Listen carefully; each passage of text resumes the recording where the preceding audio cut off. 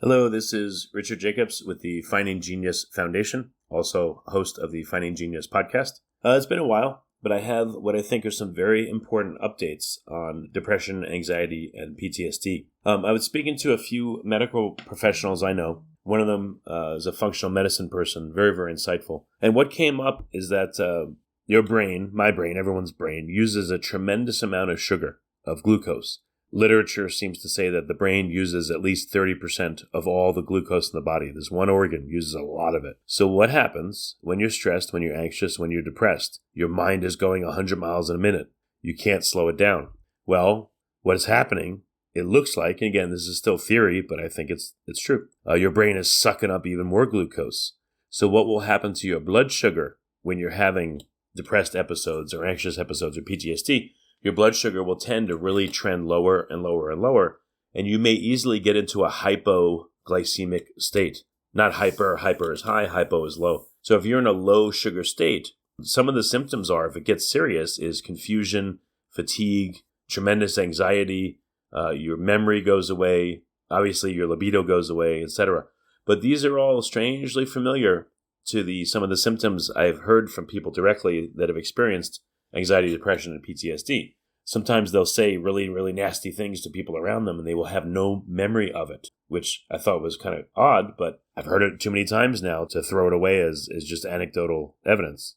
It seems to be the case. And you listening may have experienced this. Another thing that I've observed directly and felt and seen and heard about is that a lot of people will hear a voice in their head. So let's say someone's depressed, anxious, stressed, and you say to them, "You did a good job, it's okay."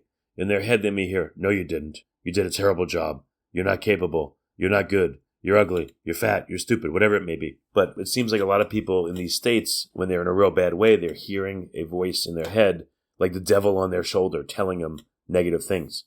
Again, this may be linked to people getting into a hypoglycemic state. Now, many people, yes, their liver will kick in and produce more glucose. It's called gluconeogenesis, if anyone wants to know.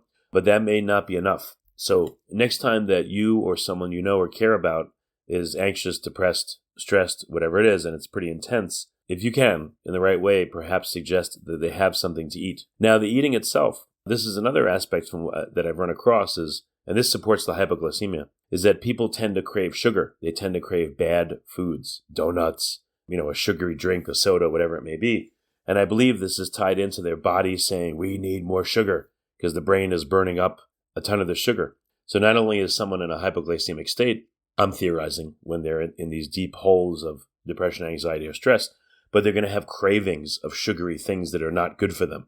They may get a temporary spike in blood sugar, but then they're much more likely to crash after that. So again, if you or someone you know is in a bad way, not only should you eat something to test this, but you got to eat something that has a little bit of sugar, so you get some quick energy, but it also has protein and fat to balance it out. So it doesn't hit you like, boom, spike your sugar and then crash it. Because then you're going to feel even worse probably 15 minutes later or 30 minutes later when your sugar crashes. So, I don't know of a particular snack to tell you, but I think this may be a very valuable thing to try. And I think this is an incredibly valuable insight into what's going on in the mind of someone that is feeling this way. And as I've told you, I'm taking you with me on the journey. So anything I learn, I'm putting out to all of you to learn as well. So I hope this helps. If you want to find out more about the effort through the Finding Genius Foundation to help people with anxiety, stress, and depression, please go to findinggeniusfoundation.org.